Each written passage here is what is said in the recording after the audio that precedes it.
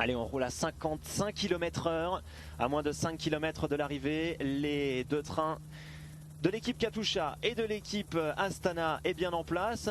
Allez, on a même fait une petite tape pour demander au coureur de Katusha de se replacer. Les équipiers, eux, ils n'ont pas forcément besoin de trop frotter et de jouer des coudes. Ils s'entraident plutôt, à l'image de ce que l'on vient de voir à l'instant. Il y a quelques vagues, même si la route est large. On essaie d'avoir le maximum d'abri. Alors il n'y a personne au milieu, il y a une vague à gauche, une vague à droite. Alors si on veut remonter, il faut rester au milieu finalement. Et à 2 km de l'arrivée, il y aura le fameux virage en épingle. Et après, ça sera droit jusqu'à la ligne d'arrivée. Et regardez, Marcel Kittel ne s'affole pas pour le moment. Le train de la Giant est bien en place. On aperçoit le coureur de l'équipe CCC Sprandi qui est venu se replacer avec Matej Paterski. Ce sera bien l'un des leaders de cette formation avec David Erebellin. Lui qui a remporté, on n'en a pas encore parlé, mais c'est vrai que Paterski, c'est le vainqueur de l'étape du Tour de Catalogne cette année, devant un certain Julien Alaphilippe. Attention à ce garçon. Et l'équipe Trek Factory Racing, qui ne veut pas se louper et qui va tenter d'emmener dans un fauteuil. Donc Giacomo Nizzolo. Et Yonis Aguirre, pour aller que Dossard 64, qui est bien placé à l'avant. Dans les 20-30 premières positions. Et pour l'instant, quasiment tous les leaders sont bien placés. Yonis Aguirre, Michel Kwiatkowski. On aperçoit les AG2R La Mondiale. Sur l'équipe Trek, qui fait l'essentiel du travail.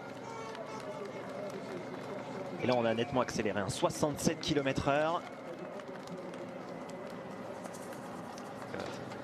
Allez, les Orica Green Age, là aussi, vont tenter d'aller chercher une première victoire en World Tour avec Caleb Ewan. Des victoires en World Tour, ils en ont eu, ils en ont collectionné au cours de ces 2 dernières années, mais jamais avec Caleb Ewan, professionnel depuis l'été dernier. Il n'aurait pas gagné encore de course World Tour. Ça va être son objectif. On vous rappelle qu'il a gagné à l'Herald Sun Tour, il a gagné au Tour du Langkawi. Il y a beaucoup de courses en Asie, hein. Ouais. En Asie ou en Australie, et comme lui en Europe, il n'en a pas gagné beaucoup. Il a gagné au Tour de l'Avenir, mais chez les espoirs, c'est toujours pareil. Mais contrairement à Marcel Kittel, c'est vrai que Caleb Ewan grimpe bien aussi, ou du moins il peut beaucoup mieux passer les bosses. C'est pas le même gabarit, c'est pas le même gabarit. Quand on les voit au sprint, Marcel Kittel, on a l'impression qu'il est 2 fois plus large que Caleb Ewan. La différence de gabarit, exactement, c'est assez impressionnant. On voit Matej Mohoric avec son maillot distinctif qui vient aussi se placer. L'équipe Cannondale Garmin. Elle s'accélère parce qu'on va arriver dans le virage en épingle. Alors l'équipe Cannondale, elle a Matej Mohoric, mais elle a aussi Moreno Moser, bien sûr, le vainqueur en 2012 de ce Tour de Pologne. Alors je ne suis pas certain qu'il reste 1 km. Pour moi, il reste un peu plus. Et hier, je crois qu'on avait 2 km. Il y a 1 km de décalage. Il doit rester encore 2 km. Donc voilà, voici le virage en épingle. Et maintenant, ça va être droit jusqu'à l'arrivée. L'équipe australienne qui emmène donc Caleb Ewan, vous l'apercevez en 4e position avec le maillot de meilleur jeune de ce Tour de Pologne. L'équipe Lamprey également. Alors est-ce qu'ils vont faire le sprint cette fois, il me semble, pour Sacha Modolo, alors que... C'était Nicolo Bonifacio hier. Qui a fait une belle 3e place. Alors peut-être les deux vont faire le sprint, mais je vois plutôt, pour l'instant, c'est Nicolo Bonifacio qui emmène Sacha Modolo. Alors il reste combien de mètres là, voilà. Là on est à la flamme rouge. Avec Caleb Ewan idéalement placé pour l'instant. Marcel Kittel a l'air non pas enfermé, mais il ne faudrait pas qu'il y ait une trop grosse vague là sur la gauche. Caleb Ewan et Marcel Kittel.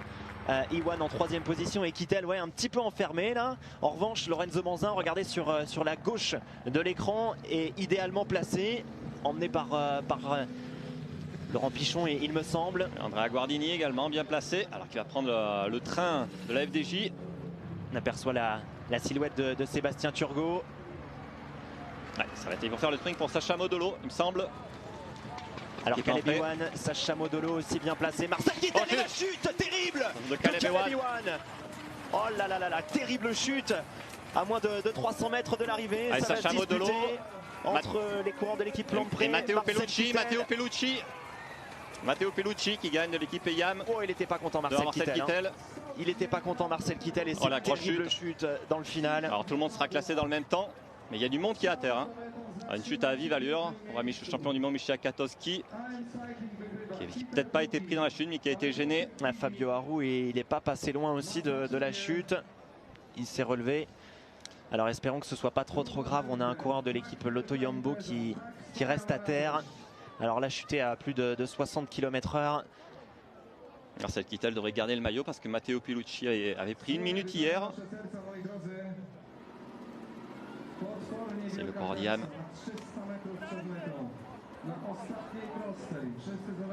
Le coureur italien qui aura battu Marcel Kittel. Voilà la victoire du coureur italien Matteo Pellucci qui vient s'imposer dans l'étape du jour au terme d'un sprint marqué par cette terrible chute dans les tout derniers mètres. Il faudrait revoir les images qui est à la cause de la chute. Mais c'est entraîné beaucoup de sprinteurs. Il n'était plus que 4-5 coureurs à faire le sprint, dont Matteo Pellucci, Marcel Kittel, Sacha Modolo. Alors tous ces coureurs vont franchir la ligne, on le rappelle, la règle des 3 km. Tout le monde sera classé dans le même temps. Ah, Christophe Riblon. Non, c'est Sébastien Turgot qu'on a vu passer la ligne. Ah mais Marcel Kittel, il avait vraiment pas l'air content de ce qu'avait fait son... Il faut revoir les images. On était avec cette chute qui est intervenue. Ouais, c'est vrai, on a été surpris, un peu troublé par tout ça. Alors on va revoir. Là, je crois que c'est Caleb Ewan qui fait cette petite vague là sur... Alors, Caleb Ewan, donc c'est pour l'instant l'équipe Lamprey qui a emmené Sacha Modolo avec Sacha Modolo. Il y a Sacha Modolo et Caleb Ewan. Il touche la roue arrière de Sacha Modolo. Et Marcel Kittel a failli être entraîné dans la chute. Alors il se fait un petit peu enfermer par les coureurs de l'équipe Lamprey, mais c'était de bonne guerre. Mais après, c'est vrai, il perd le contrôle, il perd l'équilibre. Et puis là, cette vitesse derrière, on voit tous ces coureurs à terre. Oh là là, Caleb Ewan. Ça c'est Caleb Ewan, le premier à tomber. Il a touché la roue arrière de Sacha Modolo. Ça aurait pu être pire, hein, parce qu'on voit que... Donc c'est un petit peu perturbé ce sprint que Matteo Pellucci, malgré tout, a trouvé quand même la giclette dans ses derniers mètres en déboîtant sur la gauche. C'est Lorenzo Manzin qui était déjà tombé, je crois, comme ça en début de saison sur... Je ne sais pas si c'était pas en Australie. Il y avait eu une terrible chute comme ça sur les premières étapes. Après c'est sûr, ça a un petit peu également perturbé le sprint de Marcel Kittel, parce que il a été obligé d'être déporté. Alors on va voir pourquoi Marcel Kittel n'est pas content. On voit Matteo Pellucci qui est sur la gauche de... Non mais de toute façon il n'a rien à reprocher à Matteo Pellucci. Je pense que c'est à cause de la chute qu'il doit... Ouais, c'est ça. Ah bah là, pourtant, il le montre du doigt, il avait vraiment pas l'air content. Je sais pas quelle était l'insulte. Non, mais non, je vois pas. non, Matteo Pellucci, il y est pour rien. Et derrière, on voit les tas de vélos qui s'entassent. C'est là. Vous avez vu David, il y a Matteo Pellucci qui vient un petit peu accrocher Marcel Kittel, donc il est obligé de partir sur la droite. Je sais pas si on reverra l'image au ralenti, mais c'est pour ça qu'il n'est pas content, Marcel Kittel. Donc on a deuxième place, Marcel Kittel. Il va garder son maillot malgré tout. Alors on va peut-être le voir vu du ciel. Donc on voit la chute de Caleb Ewan. Alors qu'est-ce qui s'est passé entre Marcel Kittel et Matteo? Regardez, il part un petit peu sur la droite, il est enfermé. C'est vrai qu'il l'a enfermé un petit peu, mais non, à la fin quand même, il trouve la bonne pointe de vitesse. Et même si Marcel Kittel va peut-être revenir sur la fin, c'était trop tard. Une victoire sans bavure. Et donc la troisième place, c'est pour Giacomo Nizzolo, le coureur de l'équipe Trek Factory Racing. Victoire de Matteo Pellucci devant Marcel Kittel. Qui gardera le maillot de leader.